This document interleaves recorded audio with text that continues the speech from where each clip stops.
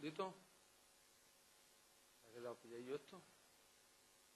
Sí, se ha quedado pillado. Ah, vale. Va más lenta la máquina de...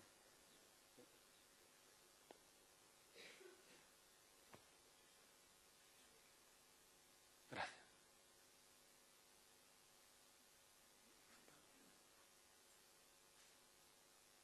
Escape. Vale.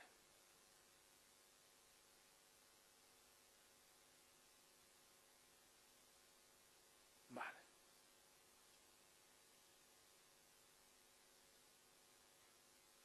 Bien.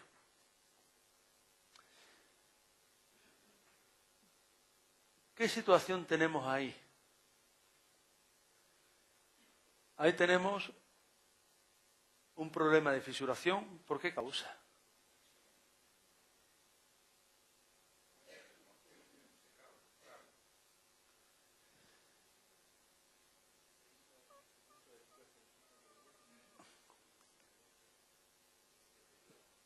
Tanto usted como usted están indicando un problema de afogarado de mortero que consiste en esa fisuración que se produce en los morteros cuando o bien no se hacen o bien se produce un secado muy rápido y una craquelación, una rotura de los morteros.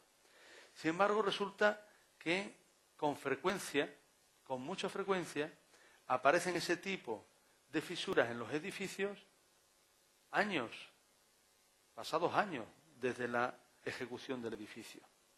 Entonces, cuando nosotros hablamos del afogarado de los morteros, estamos acostumbrados a identificar un defecto que acompaña rápidamente a un edificio cuando efectivamente no se ha realizado adecuadamente el revestimiento con el mortero, con el enfoscado.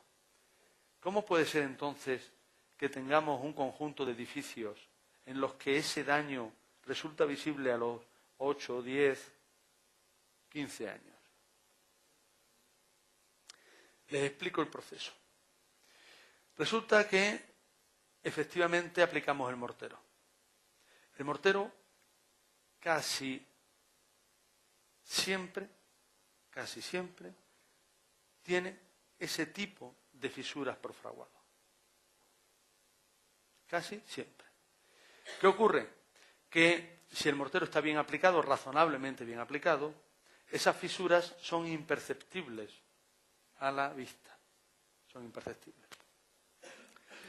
Además, el edificio se protege con una pintura, con lo cual aún resulta más imperceptible la existencia de esa fisura.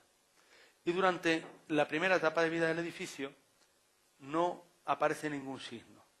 ¿Pero qué se está produciendo realmente tan pronto como la pintura se deteriora un poco o tan pronto como la pintura no está preparada, porque no tiene por qué estarlo, para impermeabilizar al 100% el enfoscado? Se hidrata, pero no se hidrata de forma uniforme, sino que esa fisura, microfisura, que no era perceptible, siempre va a ser mucho más ávida de humedad que el resto. Porque, como ustedes saben, la tensión superficial del agua hace que cuanto menor sea la fisura, más fuerte sea la penetración. Entonces, esas fisuras, desde el primer día de uso del edificio, son vías preferentes para la entrada y la salida del agua. Y no ocurre nada grave, el agua entra y sale. Pero claro, ya hemos visto que cuando el agua entra y sale, hay procesos de deterioro. Simplemente en el humedecimiento y el secado, sin hielo y sin ningún tipo de cristalización de sales. Solo humedecimiento y secado. Ese humedecimiento y secado es el que acaba convirtiendo una fisura, una microfisura imperceptible, en una fisura perceptible. Cuando no hay un buen mantenimiento del edificio, las pinturas no se reponen adecuadamente, entonces aparece de forma relativamente escandalosa el efecto de aquello que efectivamente era un resultado de una colocación del mortero. ¿De acuerdo? Entonces, por eso aparece en edificios con mayor edad. Aparte de eso, puede haber situaciones, como la que comentaba Tere, de mayor o menor exposición, tanto al humedecimiento por orientación como al secado también por orientación. Y como les decía antes, los ciclos de humedecimiento y secado deterioran si son continuos. Entonces resulta que una pared expuesta a umbría con el mismo mortero puede no desvelar al cabo de 7 años problemas, y puesta en la parte de soleamiento sí puede desvelarlo. Pero es que además a eso también contribuye la acción térmica. Luego se van superponiendo efectos. Efectivamente, la acción térmica en lugares cálidos, Mar del Plata no lo es mucho. Bueno, en lugares cálidos, desde luego en Andalucía, la acción térmica es muy severa sobre los revestimientos. La temperatura que adquieren los revestimientos expuestos al sol en una temperatura como la que ahora mismo hace en Sevilla, de 39, 40, 42 grados, la del revestimiento expuesto al sol es altísima. Luego también la dilatación está jugando. Claro, se suman efectos, y al final de la suma de esos efectos podemos tener, por ejemplo, desprendimientos del revestimiento. ¿De acuerdo? Ah, bien, pues un problema parecido entonces. Sí, sí. Aquí, ¿cuánto se mueve la temperatura mínima o máxima en el verano? 10 grados. Bien. No es tan alta. 10 grados está bien, pero vamos, algo bueno tiene el clima siempre marítimo, y es que las oscilaciones son... Seguro que en el interior, seguro que son más altas las oscilaciones entre mínimos. Pero bueno, en todo caso el soleamiento sí va a afectar mucho. Eso sí, porque aquí, por ejemplo, el sol sí es verdad que calienta mucho, incluso en invierno. Eso es cierto, el sol en invierno calienta mucho aquí. Supongo que será por la latitud, pero calienta... Entonces, la acción directa del sol aquí en invierno sí es un agente, como usted señala, que puede disparar mucho el comportamiento de durabilidad. Bien. Claro, vemos aquí el detalle de cómo se produce. ¿Por qué está rota la pintura ahí? Ahí está rota la pintura, podríamos pensar, porque tiene un aspecto parecido, a un efecto mecánico. Y si no fuese porque está dibujado, pues eso, en araña, podríamos pensar que tiene un origen mecánico ese deterioro, de compresión. No, lo único que ocurre es que, efectivamente, en los ciclos, en las vías de humedecimiento y de secado, se produce el mayor deterioro, ¿vale? Porque por ahí se evapora el agua cada vez que se seca la envolvente. Bien, bueno, son otras situaciones que se interpretan también fácilmente. ¿Qué tenemos aquí? Un problema, sí, pero ¿qué tenemos ahí? Ahí tenemos, como bien dice usted, humedad en el contrapiso. Efectivamente, en la azotea está entrando agua a través de los pavimentos, que está empapando todo el conjunto de material que hay entre el hormigón, el forjado estructural de hormigón, y el pavimento. Y de ahí se produce arrastre de sales, además de que los macetones que pueda haber ahí estén generando en esa humedad transmisión de sales también. Pero bueno, con independencia de las sales de los macetones, se produce el arrastre de sales. Y claro, cuando ese agua llega al forjado, tiene una primera vía de evacuación. Pero, sin embargo, no es la única. Porque, ¿qué está pasando aquí? Esa es más difícil de interpretar, ¿eh? Porque la de arriba estamos de acuerdo. La de arriba es el borde superior del forjado. Pero esto es el borde inferior del forjado.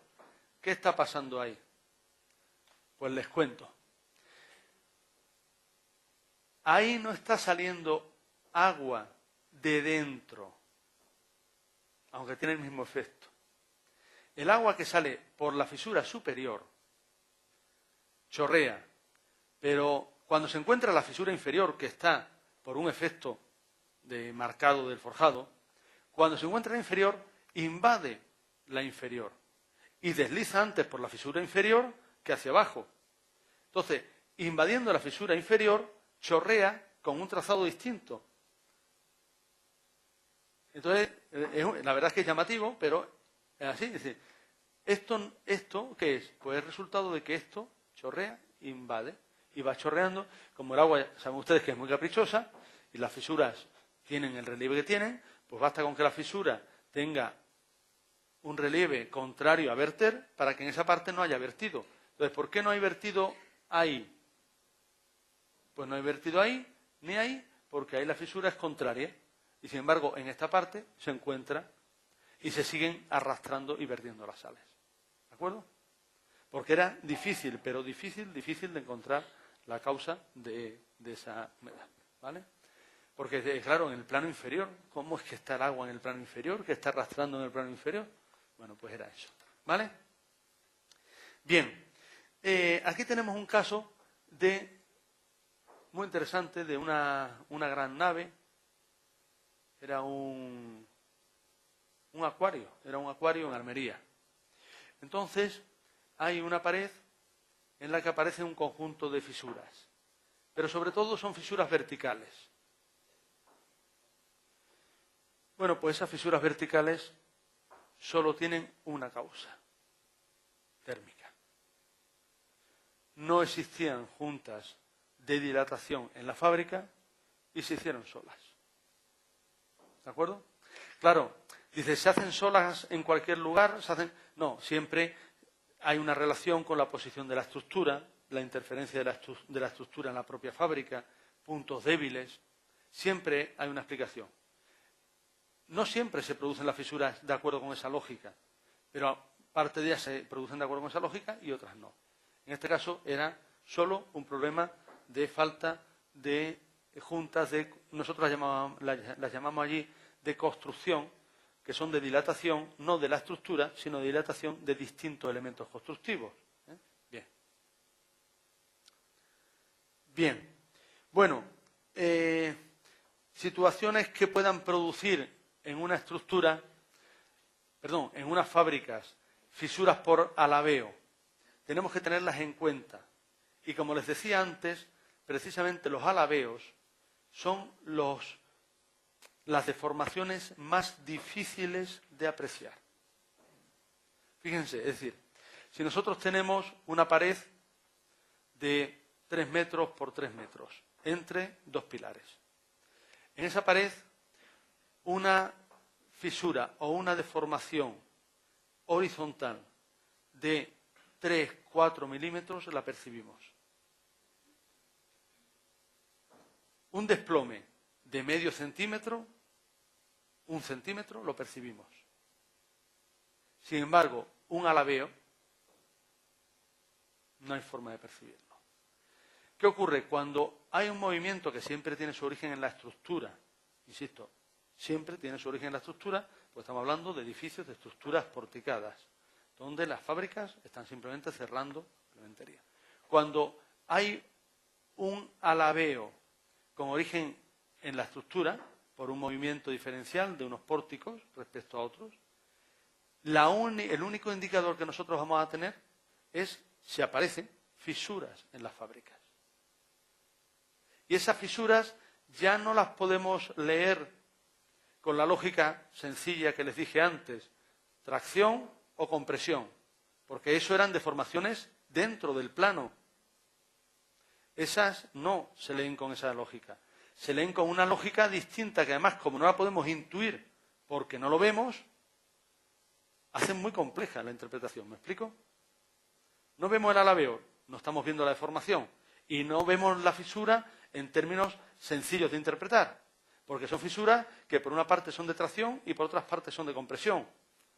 Entonces, esas son las situaciones más difíciles de identificar, que, insisto, tienen siempre su origen en movimientos de la estructura. Aquí, extraído de un libro, creo que de Monjo, este libro, extraído de un libro de Monjo, vienen algunas reflexiones teóricas, algunos modelos teóricos, sobre el aspecto que podrían tener fisuras para distintos movimientos. Pero, bien está, es una referencia y desde luego autorizada, ¿no?, de un experto. En todo caso, les tengo que decir, cuando ustedes encuentren fisuras que no identifican claramente, no duden en medir si el plano está plano o no lo está. Es fácil de medir, es una regla de 3 metros de longitud. Y así de fácil. Y El alabeo, sin embargo, se mide muy fácil. Más fácil, por ejemplo, que las otras deformaciones.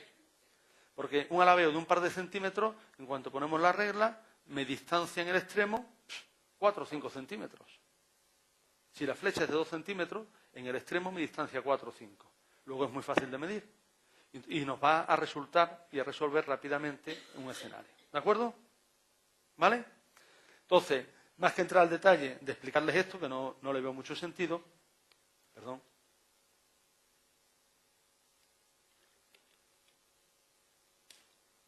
Les llamo la atención sobre... Bien, viene aquí el momento de hablarles, como les decía antes, de las situaciones excepcionales, el sismo y el incendio. Verán, permítanme, más que un empeño en hablarles de lesiones, permítanme una reflexión.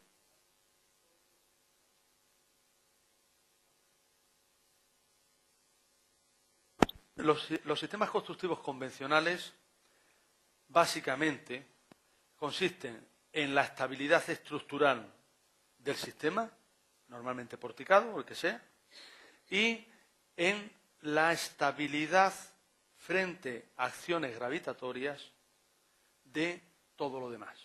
Todo lo demás es envolvente, particiones, etc. Bien.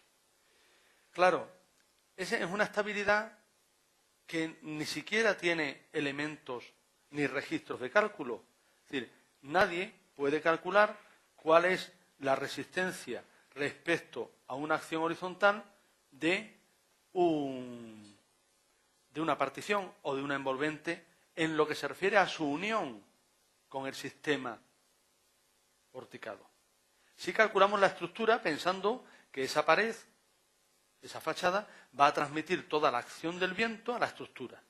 Entonces, pensando que la fachada va a transmitir toda la acción del viento a la estructura, calculamos la estructura. Pensando que la fachada y todos los pesos del edificio van a transmitir su acción horizontal, en el caso de sismo, a la estructura, calculamos la estructura frente a sismo. Concentramos las cargas en los elementos rígidos, que son los forjados, y con eso, y unas determinadas hipótesis, calculamos la estructura frente a sismo. ¿Vale? ¿Qué es lo que no tenemos calculado? Porque no forma parte de nuestras preocupaciones a priori, porque de alguna manera suponemos que está consolidado por la práctica. La vinculación entre el paño de fábrica y la estructura. Esa vinculación, con tenerla resuelta frente a la gravedad y frente a la succión del viento, saben ustedes que el viento por succión es que efectivamente la práctica nos ha demostrado que funciona, nos quedamos tranquilos. Y sin embargo, precisamente en las situaciones excepcionales, tanto en incendio como en sismo, la mayor parte de los efectos, de los accidentes producidos por nuestro edificio, por nuestra construcción, se producen por la falta de vínculo entre los elementos de la envolvente, las particiones podríamos decir también, pero la envolvente, todos sus elementos y la estructura. ¿Por qué hago este comentario? Porque hace un rato me preguntaba por qué hacemos con las fisuras. Claro, ¿tiene sentido recomponer la integridad mecánica de un trozo de pared que dentro de una estructura se ha deformado, se ha roto, pero la estructura ya es estable? El caso que vimos antes. Pues solo tendría sentido si con eso quisiéramos estar prevenidos para un mejor comportamiento en caso de sismo. Porque, hombre, si una pared normal, sin fisuras, sin grietas, ya en caso de sismo significa una incertidumbre alta por su falta de vinculación con la estructura, si además esa pared está rota con 2 o 3 grietas y luego reparada solo estéticamente, más. ¿Me explico? Les hablo de paredes, pero de paños ciegos, pero por supuesto les hablo de todos los demás elementos que acompañan a la envolvente y por supuesto de todos los elementos que son cornisas, remates, balcones, etcétera. Cuando se produjo el siniestro, el terremoto de Lorca, en España, que fue relativamente conocido por la televisión en todo el mundo, los accidentes no se produjeron por el colapso de los edificios. Primero hubo muy pocos edificios, creo que solo colapsó 1 o 2 edificios. Y no se produjeron por el colapso de los edificios. Se produjeron por las caídas y desprendimientos de balcones, de barandillas, de trozos de pared. Es decir, por algo que no está resuelto en nuestra edificación, que es el vínculo entre los elementos de la envolvente y la estructura. Y en lo que queda todavía mucho que hacer, ¿eh? Habría que generar toda una nueva práctica de resolución para efectivamente garantizar que los nuevos edificios no habrían incurrido en los mismos, digamos, o desastres del otro que pasó en Lorca, ¿vale? Con el incendio pasa algo parecido. Y es que los materiales que usamos nosotros, salvo la mejora que añade el yeso, solo el yeso, en el revestimiento interior, a la transmisión del calor, todos los demás materiales tienen un lamentable comportamiento frente a la temperatura, digamos, del incendio. Los hormigones, los morteros y la unión de los morteros con los ladrillos fractura rápidamente con el calor del incendio. Luego, los edificios tienen resuelta la seguridad en cuanto a incendio, desde luego, no por la respuesta de los materiales de la envolvente. La tienen resuelta por la rápida evacuación del edificio. Hombre, y también tiene la ventaja de que estos materiales no transmiten el incendio. Quiebran y rompen, pero no transmiten el incendio. Entonces, las dos cuestiones fundamentales, que evacuar el edificio, la no transmisión del incendio y el acceso de los sistemas de bomberos, son las 3 claves en las que se soporta la protección contra incendios en los edificios, sobre todo de uso, o sea, no de uso industrial, sino de uso residencial o de... ¿vale? Cuestiones sobre lo que hemos comentado. ¿Ninguna cuestión? De la unión, de los puntos de unión en general, no señalaste, y volví a un punto que en Mar del Plata se da con mucha frecuencia y es de mucha importancia, que es la unión de las barandas de los balcones. O sea, siempre la unión entre dos materiales, sea por causa del fuego, sea, digamos, en múltiples situaciones, es el punto crítico. Sí. Y ayer yo te iba a preguntar que desarrollaras más ese punto, porque para nosotros es importantísimo. Sí, en el caso de, por ejemplo, todas las barandas de balcones, como decíamos antes, lo comenté antes, es muy importante, sobre todo en lo que significa o sea, cuando resultan visibles los daños no hay problema. Cuando resultan visibles los daños, pues el problema es cuando no resultan visibles los daños. Cuando hay problemas de falta de adherencia y entonces ahí hay soluciones de balcones. Es decir, ahí en la componente de diseño hay una posibilidad importante de mejora, porque de los diseños de balcones que podríamos encontrar hoy en cualquier ciudad, en Mar del Plata, hay muchos que prácticamente tienen confiada la estabilidad al conjunto del sistema de fábrica, y donde la unión o sea, la estabilidad del balcón metálico con la unión del balcón metálico con la fábrica no es en sí clave de estabilidad. Entonces, claro, de lo que hay que huir es de situaciones en las que todo el balcón, toda la protección es metálica y que además en una longitud larga no ancla a tracción, sino que ancla solo a flexión, produciendo una ménsula en el que el brazo de palanca de donde yo hago la fuerza, que es la parte superior de la barandilla, respecto al anclaje, ese brazo de palanca naturalmente multiplica por 15 veces. Es muy vulnerable ese sistema. Los balcones que tienen por lo menos anclaje en tracción, los anclajes en tracción son bastante más seguros. Basta con que estén en un estado medianamente razonable. Pues esos son mucho más seguros en sí mismos, ¿no? Entonces, en el diseño hay ya claves de seguridad o de inseguridad. Pero, desde luego, los problemas están siempre en las uniones de los sistemas, ¿eh? Y en eso hay que reconocer que, y os lo digo a los arquitectos españoles, en eso no tenemos formación ninguna. Es decir, cuando estamos preparándonos en la escuela para proyectar edificios, tenemos muy claro la trascendencia del cálculo de la estructura, las componentes del cálculo de la estructura.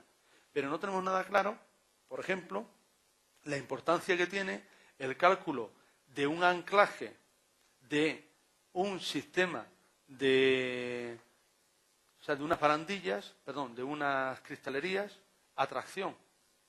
O cuando aplicamos un sistema de fachada trasventilada, las fachadas trasventiladas son estas que se están poniendo de moda, que ustedes saben, en el que el elemento exterior va sobre una perfilería y va separado de la parte de la hoja pesada del cerramiento, de la envolvente.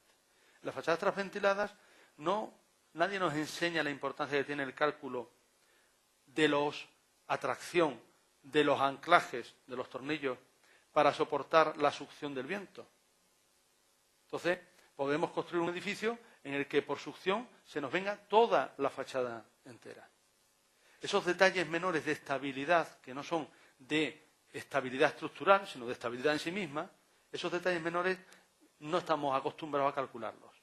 Y por tanto los resolvemos con una cierta precariedad, que es lo que provoca, como les decía antes, que en situaciones límites, como terremoto, tengamos problemas. ¿Vale? Sí. Has dicho, por ejemplo, en balcones que había que comprobar, igual en fachadas que no son de revestimiento continuo. ¿Qué pasa con las tejas? ¿Con las tejas? Sí. ¿Habría que subirse a comprobar las tejas? Sí, efectivamente. Si tenemos que hacer la inspección técnica de un edificio en el que la cubierta es inclinada, efectivamente habría que, desde otro edificio, observar con anteojos si las tejas están...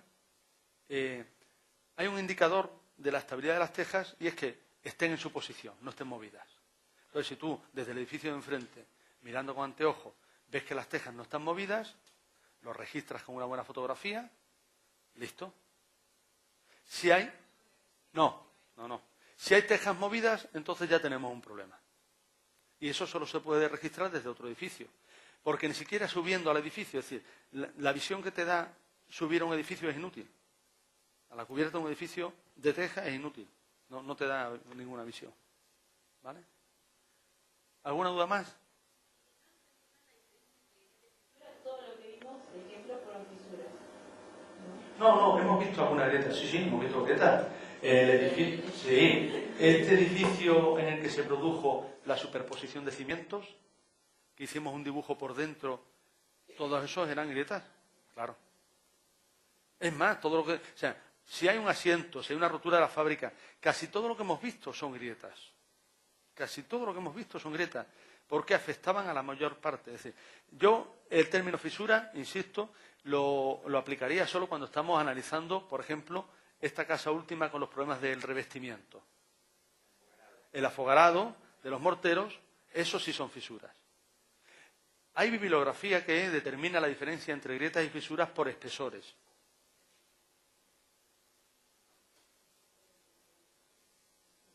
Yo, personalmente, no comparto ese criterio. No sé si los profesores... Pues bueno, me alegro. Se habla de grieta cuando corta, por decir así, interesa la totalidad del elemento que estamos analizando. Es decir, que lo que vemos de un lado tiene réplica del otro. Eso. Más o menos una traza, ¿no? Ese es un criterio. Después, bueno, se comparte el criterio de que si uno está delimitando una parte de un componente, de un elemento compuesto, ¿no? Que tiene capas, ¿no? Y está diciendo, hay grietas en una capa, es decir, en el revoque, por ejemplo. Bueno, sí está, pero es en el revoque, no en el elemento completo. ¿Sí? Hay veces que hay que matizar esa sutileza en el empleo del término. me alegra que coincidamos, pero, insisto, hay libros donde se habla de grieta o fisura por el espesor. Pues hasta tantos milímetros son fisuras, a partir de tantos son grietas, ¿vale? Entonces se pueden encontrar, por eso les conviene a ustedes en sus informes dejar claro, no viene mal introducir siempre un glosario con los 6, 8, 10 términos que se van a repetir en el informe, ¿eh? Eso es un indicador de solvencia. Termino de enseñarles estas imágenes y les dejo ya. Bueno, aquí tenemos en el extremo final una situación típica de empuje por dilatación de los pretiles, ¿de acuerdo? Por dilatación de los contrapisos de cubierta, ¿eh? Entonces, estamos aquí haciendo un poco análisis de acciones horizontales y aparecía esa. Bueno, a mí me queda todavía más contenido, veré cómo se desarrolla el resto del seminario y igual al final del seminario, si hay oportunidad, terminamos con ver algunas lecciones de revestimiento que me gustaría mucho enseñarles, desprendimientos de aplacados, eso me parece especialmente interesante. Entonces, nos queda la parte de revestimientos y luego también me queda del arquitecto Emilio Polo, que ha preparado una comunicación que nos ha enviado a la organización sobre fallos en cimentaciones, que esas estaría muy bien que se hiciera después de las tuyas de hormigón y demás, y que nos permitiría analizar unos casos concretos de fallos en cimentaciones. El arquitecto Emilio Polo, que se está preparando ampliamente en ese tema, está ahora en España haciendo el máster y me voy a permitir yo presentar su ponencia, ¿eh? Entonces, igual nos vemos en uno de los últimos días, la semana que viene, jueves o viernes, para terminar con esto, ¿eh? Pues nada, muchas gracias por la paciencia.